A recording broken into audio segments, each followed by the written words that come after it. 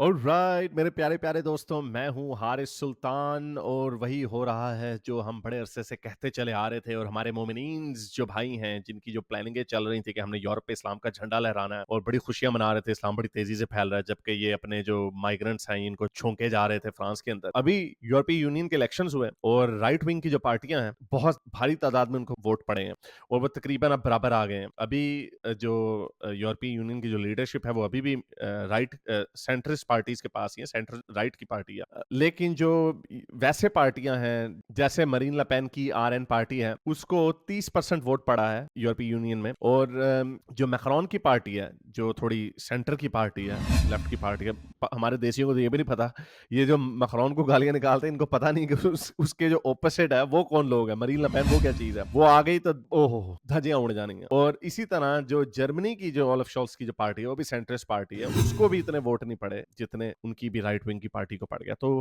पूरे यूरोप में इस वक्त खुलबली मची हुई है कि ये राइट विंग की पार्टियां कहां से आ रही हैं। भाई, जब आपने इतने सारे बांदर छोड़ दिए, अनकंट्रोल्ड माइग्रेशन की, इतने डॉक्टर्स और इंजीनियर्स भेज दिए जिन्होंने गैटो बना दिए 750 के करीब, वहां पर ऐसे गैटोज मुसलमानों ने बना दिए हैं पूरे फ्रांस में 750, जहां पे एक गोरा रहता रुता तो छोड़ दे, जा भी नहीं सकता, वहीं पे उनकी उनकी धुलाई उनकी मार पिटाई कर देते हैं।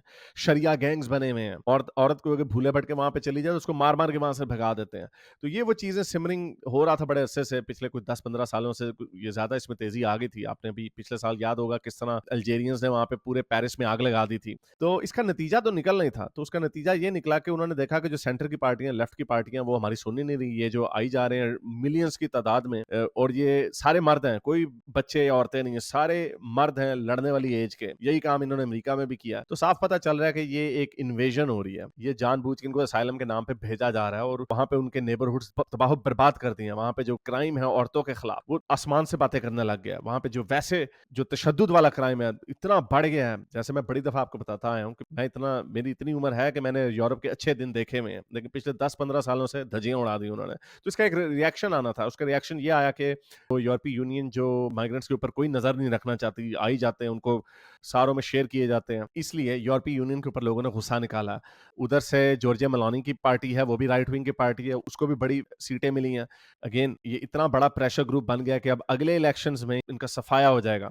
इसका फायदा ये है कि अब जो ये सेंटर की पार्टियां, इनके ऊपर और प्रेशर पड़ रहा है कि भाई अपनी हरकतें सीधी कर लो। और इसकी बेस पे कुछ भी नहीं है स्वाय माइग्रेंट क्राइसिस के, और कोई चीज नहीं है। जो डोमेस्टिक इश्यूज हैं, जैसे पेंशन का इशू चल रहा था फ्रांस में, वो भी है, और राइट विंग की जो पार्टियां वो उसके खिलाफ भी बोलती हैं। लेकिन जो मेन प्रॉब्लम है, जिसमें लोगों को जिस बात पे गुस्सा है, वो इस पे कि इन्होंने लाखों लाखों नहीं बल्कि अब तो करोड़ से ज्यादा लोगों को जर्मनी फ्रांस में लाकर छोड़ दिया, इटली में लाकर छोड़ दिया। तो उसका नतीजा यही निकलना था कि लोगों को गुस्सा चढ़ना था। तो फ्रांस के प्रेसिडेंट मैक्रोन ने सटपटा के पार्लियामेंट्री इलेक्शनों का ऐलान कर दिया, जो 30 जून और 7 जुलाई को होगा। इंग्लैंड के इलेक्शन भी 4 जुलाई को होने हैं।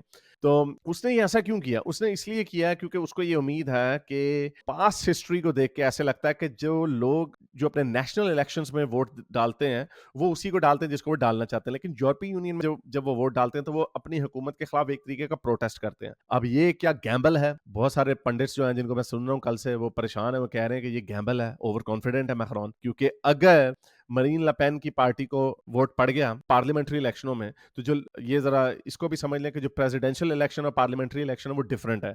Head of the state president होता, उसका इलेक्शन अलहदा से होता है। 2022 में हुआ था, मैक्रोन जीत गया था वो। उसी वक्त पार्लियामेंट्री इलेक्शन भी उसके कुछ अरसे बाद होते हैं। तो उसने असेंबली डिसॉल्व कर दिया, लेकिन जो लेजिस्लेशन होती है, जो न्यू कवानीन होते हैं, वो प्राइम मिनिस्टर बनाता। तो अगर मरीन लपेन की बंदा, जो उसका नाम जॉर्डन बोर्डेला है मेरा ख्याल, वो प्राइम मिनिस्टर बन गया, तो मैक्रोन के हाथ से सारी लेजिस्लेटिव पावर निकल जानी है। इसका मतलब क्या है? इसका मतलब ये है कि अगर आप ये समझते हैं कि मैक्रोन बड़ा एंटी हिजाब, मुसलमानों के खिलाफ है, जो कि नहीं है। वो सिर्फ ये कहते हैं, वो सारों को, ये पाकिस्तान जैसे मुल्कों में इनको पेंडुओं को बातें बताते रहते हैं कि वो भाई फ्रांस ने बड़ा जुल्म कर दिया। वो जो हिजाब वाले जो गवर्नमेंट बिल्डिंग्स में जो रूल है, या स्कूलों में, यूनिवर्सिटियों में नहीं, जो गवर्नमेंट बिल्डिंग्स में और स्कूलों में जो लॉ है कि आप हिजाब नहीं पहन सकते, वो कोई सिख टर्बन भी नहीं पहन सकता, कोई क्रिश्चियन क्रॉस भी नहीं लगा सकता, वो उनका एक असूल है। लेकिन ये इसी के ऊपर पागल हो जाते हैं। तो इनको पता नहीं कि अब अगले कौन आ रहे हैं। जब जब वो आएंगे, ओए होए होए होए होए होए, मरीन ले पेन ने तो ऐसी-ऐसी बातें की हुई हैं कि वो बंदा कहता है कि यार ये जब होगा तो मज़ा बड़ा आएगा। मज़ा मैं इस सेंस में नहीं कह रहा कि अगर कोई मुसलमान है उसके ऊपर ज़ुल्म होगा, नहीं। मज़ा इस सेंस में आएगा कि जो बेंडिंग ओवर बैकवर्ड्स की, जो अपीज़मेंट की, जो हर जगह पे पूरे यूरोप में बीमारी, ओलाफ शोल्स में और यूके में अब कीयर स्टारमर की आनी है जो कि वो भी बेंड ओवर बैकवर्ड्स करता है, और फ्रांस में ये सारे लोगों की जो सेंट्रिस्ट पार्टी है वो बेंडिंग ओवर बैकवर्ड्स करते हैं। इतना कुछ हो जाता है, इतने लोगों को आने दिया अपने मुल्कों में, उसके ऊपर उन्होंने कुछ किया ही नहीं। उन्होंने देखा ही नहीं कि किस तरह के लोग आ रहे हैं। भाई जब मैं आया ऑस्ट्रेलिया में, या बहुत सारे लाखों लोग यहाँ पे जब ऑस्ट्रेलिया में आते हैं, पुलिस चेक होता है, पुलिस रिपोर्ट चेक होता है, आप अपने पॉइंट्स पूरे करते हैं, फिर वो आपको देखते हैं कि वो असेस करते हैं कि क्या ये बंदा हमारे मुल्क के लिए फायदेमंद होगा या नहीं होगा, तो फिर वो आपको इमिग्रेशन देते हैं। ये इन्होंने जीप पखंडबाजी उठाई हुई है कि कश्ती में बैठो, वहां पे जाकर निकल जाओ, भागी फिरो, कोई पूछने वाला नहीं, मुल्क की धज्जियां उड़ा दो, जैसे अल्जीरियन मुसलमानों ने किया वहां पे पिछले साल। तो ये काम होता चला जा रहा था, तो इसके लिए राइट विंग का आना बड़ा जरूरी था। ऑब्वियसली मैं राइट विंगर नहीं हूँ, मैं सेंटर लेफ्ट का आदमी हूँ, लेकिन जो पूरी पिछले 15-20 सालों से जो फार लेफ्ट की तरफ जो रुझान था, उसको चेक में लाने के लिए मरीन ले पेन का, जॉर्जिया मेलानी का, गिर्ट विल्डर्स का, इस तरह के लोगों का आना बहुत जरूरी है, और इवन अमेरिका में ट्रंप का आना बहुत जरूरी है। इसलिए नहीं कि ये फार राइट की तरफ चले जाएंगे, बल्कि इसलिए कि जो बैलेंस खराब हुआ हुआ पिछले 15-20 सालों से, वो शायद ठीक हो जाए। लेकिन ये बड़ा, अब जो भी हो, पता नहीं क्या होगा अगले 5-10 सालों में, हमें नहीं पता, लेकिन जो भी हो, इस कौम ने वहां पर जाके भी, जो दुनिया की सबसे सिविलाइज कौम बन गई थी, पूरा यूरोप या यूरोपीय यूनियन, उन्होंने अपने पुराने इख्तलाफात मिटा के सारे एक बन गए, उन्होंने अपनी एक ज्वाइंट पार्लियामेंट बनाई, इन्होंने उसकी भी धज्जियां उड़ा दी।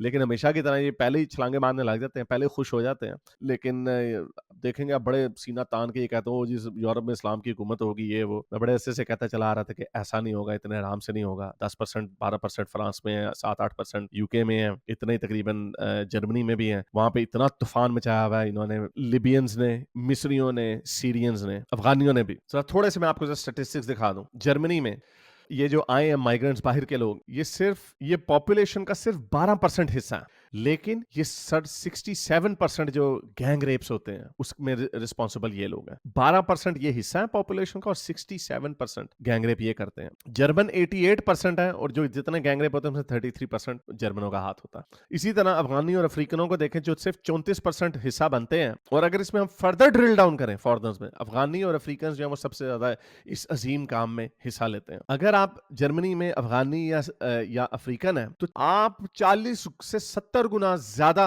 लाइकली हैं कि आप इस तरह के गंदे काम करेंगे। तो जब इस तरह की चीजें रोज होंगी, अवाम देखेगी, तो वो क्या करेगी? आपके यहाँ पे कोई एक आधा चुम चलांग कर दे, एक अफगानी ने वहां पे झंडे लहराने शुरू कर दिया, आपने पूरे पूरे उनको निकालना शुरू कर दिया, तो उन लोगों के, आप उनकी औरतों के इस तरह वहां पे हरकतें करते हैं, और ये सोची समझी साजिश के तहत हुआ। सारे, अगर कोई असाइलम होता है तो वो अपनी फैमिली के साथ जाता, अपने बच्चे भी लेके जाता, बीवी, ये सारे मर्द हैं, सारे ऊपर नॉर्थ अफ्रीका के और मुसलमान मुल्कों के। तो इनकी चाल थी कि ये यूरोप को गिरा लेंगे, लेकिन इतनी अजीम सिविलाइजेशन इतने आराम से नहीं मरने लगी, और अभी अनफॉर्चुनेटली सख्ती आएगी मजीद, और अगले इलेक्शनों में ये जो राइट विंग की पार्टी है, उन्होंने बिल्कुल स्वीप कर जाना, जिसको ये फार राइट कहते रहते हैं। हाँ, वो हार्ड राइट है, लेकिन जब वो आ जाएंगे तो फिर इनएविटेबल है कि वो फिर फार राइट की तरफ भी जाएंगे। तो ये लेफ्ट वालों को बड़े अरसे से कहते आए कि अपने होश के नाखून लो, अपनी हरकतें ठीक करो, ये नहीं करते रहे, तो उसका नतीजा आप देख लें।